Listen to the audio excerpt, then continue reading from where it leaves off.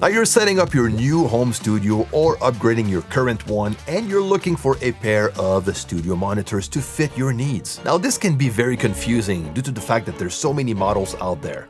You know, we have like small speakers, big speakers, Nearfield, Midfield, two-way, three-way speakers. What about the size of the woofer? Does it really matter? Should I get a sub for my home studio? The size of the room? And what about the price range? There's entry-level prices and also high-end speakers that are quite expensive. So what should you get? And this is why I'm making this video, to clear things up. And at the same time, I'm going to talk to you about the studio monitors I've been using in the past years, and also what I am currently trying out, which are the new Santa Monica 5 by Kali Audio.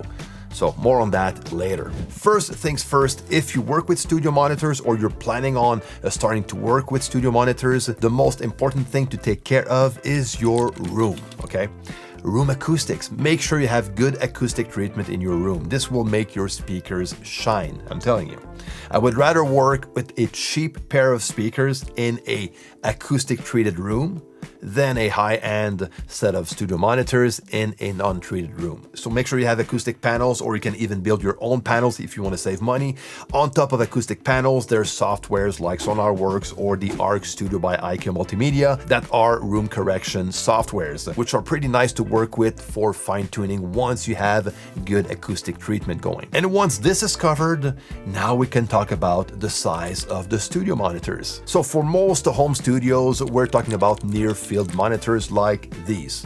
And this is the type of studio monitor I work with. There's also Midfield monitors, you know, which are usually bigger and will require a bigger room. I used to work with the Dyne Audio M2 speakers. They were three-way Midfield monitors. They were quite big, honestly. I sold them afterwards. But the room I worked in at the time was big enough to work with these types of speakers. But in any regular home studio size room, I would definitely go with Nearfield studio monitors like these. And the reason is very simple. You can place them pretty close to you, like between 2 and 4 feet easily, you know, and this can be convenient for most home studio. But within Nearfield monitors, there's also different sizes, like these Santa Monica speakers. Since they have a 5-inch woofer, they are smaller in size compared to the IN8s, which have an 8-inch woofer. So size will matter depending on the size of your room for speaker placement mainly, you know, more than bass management in a small room, because if your small room is well treated, it won't matter what size of woofer you work with. So let's talk about the size of woofer then. This will influence the bass response, especially the bass extension. Like for an 8-inch size woofer, we're talking about an extended bass response between 35 and 45 hertz.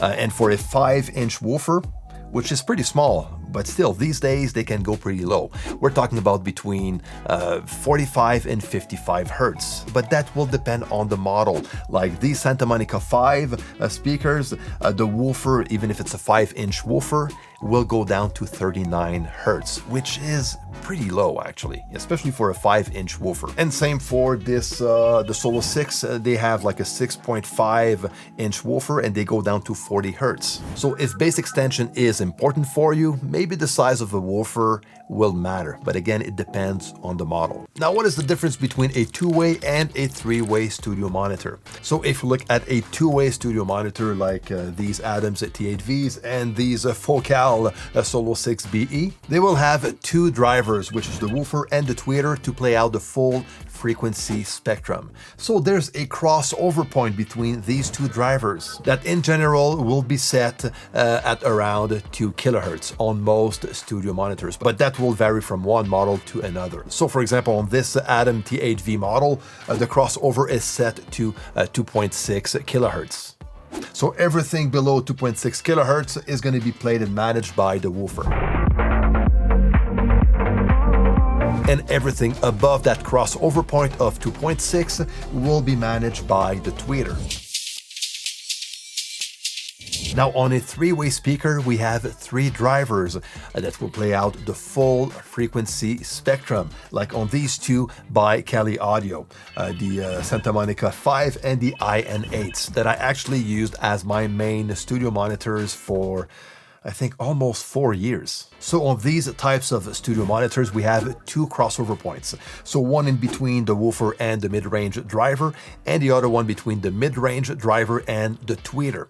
Now, on most speakers, you will see those drivers at a different location on the monitor itself, but on these Kali Audio monitors, they have what they call the coaxial driver system, where the tweeter resides inside the mid-range driver. I'm going to cover this later on. So the crossover points on a three-way studio monitor will vary once again, depending on the model, but for the most part, the first crossover point will be at around 600 Hertz, and the second crossover point at around 3 kilohertz.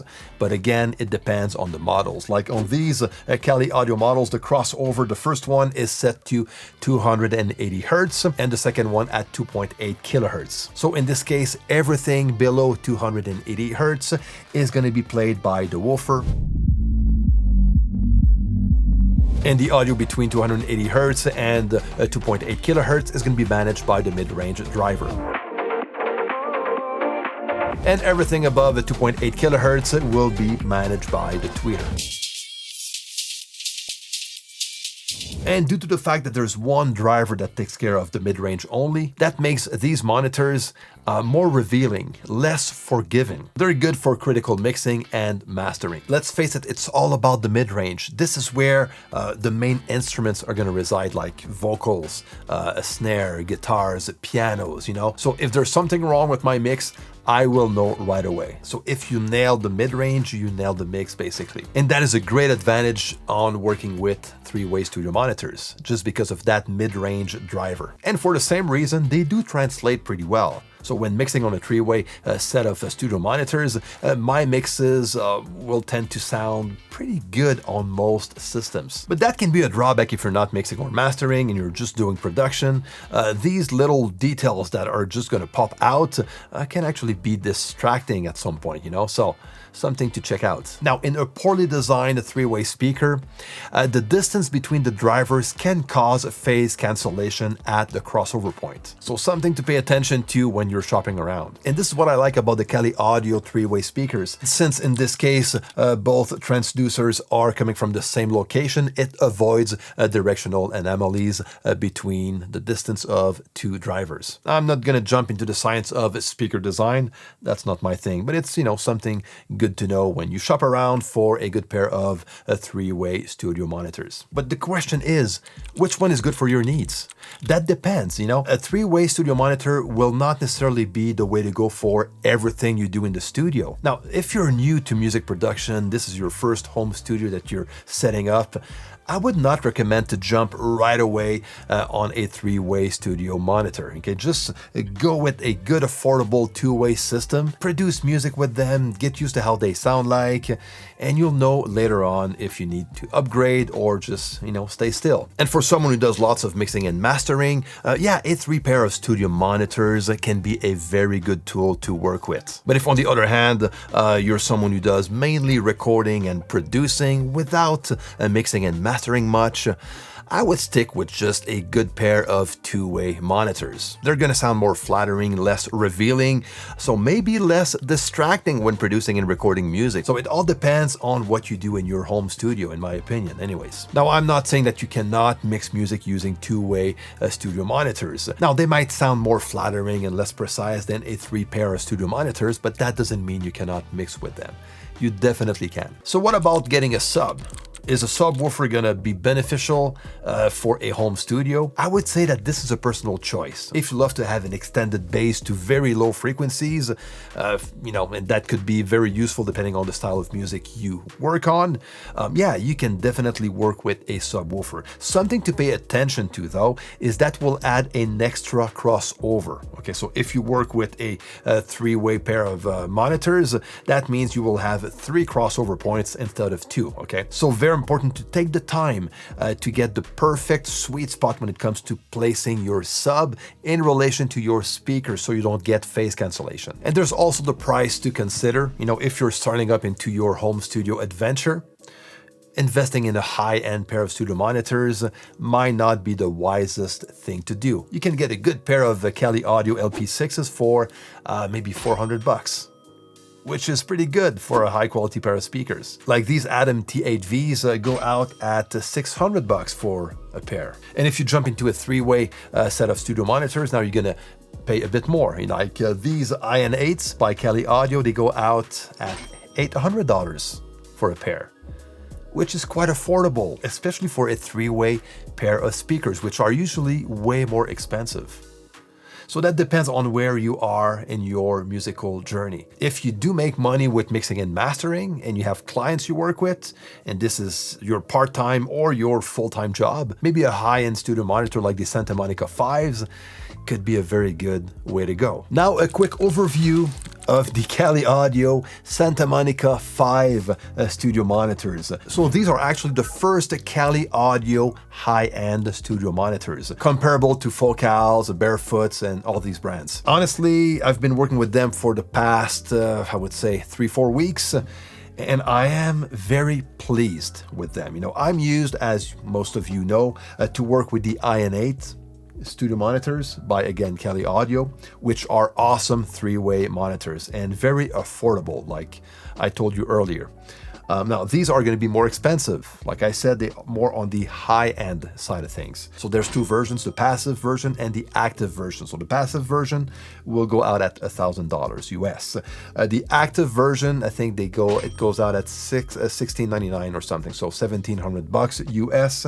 So a pair will go up to $3,400. So these are not going to be for everyone. Now, when it comes to the sound, because this is what's important, what I'm getting with the Santa Monica 5s is a faster transient response right away. I can actually hear that right away.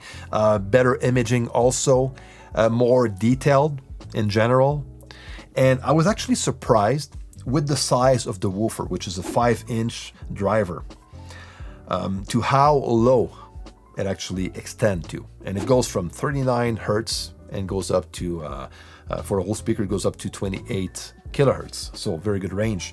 But down to 39 hertz with this size of a woofer was actually very surprising. So I'm actually getting very good, tight, powerful bass with these speakers, which is quite nice, to be honest with you. And of course, it's a three-way system, and there's the coaxial driver, which is very well done. There's AES EBU connectors, and also a combo TRS XLR connector to connect the speakers. And as you can see, there's a network connector at the back, which is in relation to the DSP inside these speakers. So that means that you can do room calibration by EQing these speakers using the Kelly Control Panel app, and then load the EQ profile using the network in or using the USB connector that we have at the bottom front of the monitor. Now, I did not try it myself yet, but from what I can see, it's pretty well done. So what about you? What are the studio monitors you work with? Or are you planning on getting new ones at some point? Let me know down below. All right, my friend, if you want to know more about these Kelly Audio studio monitors, I'm going to leave the link down below. And until next time, take care and see you.